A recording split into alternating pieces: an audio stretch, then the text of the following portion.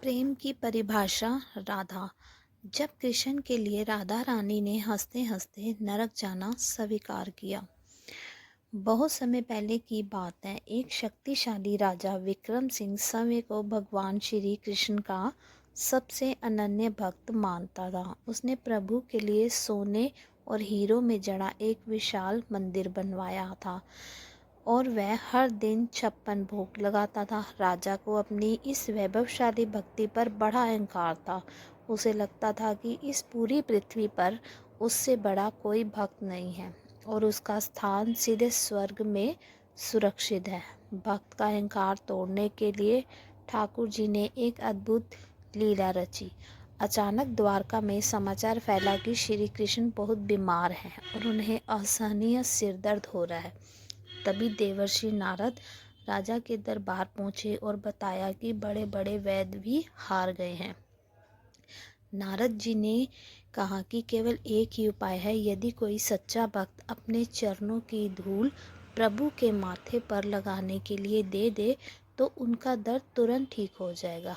राजा विक्रम सिंह ये सुनते ही सोच में पड़ गया। उसने सोचा कि यदि वह अपने पैरों की धूल भगवान के सिर पर देगा तो ये महापाप होगा और उसे अनंत काल तक नरक की आग में जलना होगा। उसने अपने परलोक के डर से धूल देने से साफ मना कर दिया। नारद जी कई और बड़े ज्ञानियों और मुनियों के पास गए, पर सबने यही कहा कि भगवान के सिर पर धूल देकर वह नरक के भागी नहीं बनना चाहते हैं। थक हार कर नारद जी वृंदावन में किशोरी जी की पास पहुँचे। जैसे ही राधा जी ने कृष्ण की बीमारी के बारे में सुना, वे व्याकुल हो उठी और तुरंत अपने पैरों की धूल मिट्टी में मिलाकर नारद जी को दे दी। नारद जी ने उन्हें चेतावनी दी कि इसके लिए उन्हें नरक की घोर यातनाएं सहनी पड़ेंगी। तब राधा रानी ने मुस्कुराते हुए वो ऐतिहासिक शब्द कहे, नारद जी, मेरे प्रीतम का दर्द ठीक हो जाना चाहिए। यदि मेरे नरक जाने से मेरे कान्हा को एक पल का भी आराम मिलता है तो मुझे ऐसे करोड़ों नरक स्वीकार है। जब नारद जी वह धूल लेकर राजा के पास पहुँचे और सारा माजरा सुनाया तो राजा का सिर शर्म से झुक गया।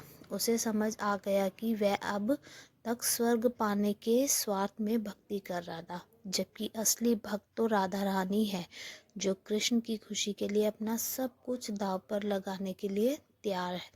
उस दिन राजा के अहंकार का अंत हुआ और उसे निस्वार्थ प्रेम की शक्ति का एहसास हुआ। सीख। सच्चा प्रेम और भक्ति किसी सौदे या स्वार्थ पर नहीं टिकती। जो भक्त भगवान के सुख के लिए अपना नुकसान और यहाँ तक कि नरक जाने से भी नहीं डरता, वही ईश्वर का सबसे प्रिय होते हैं।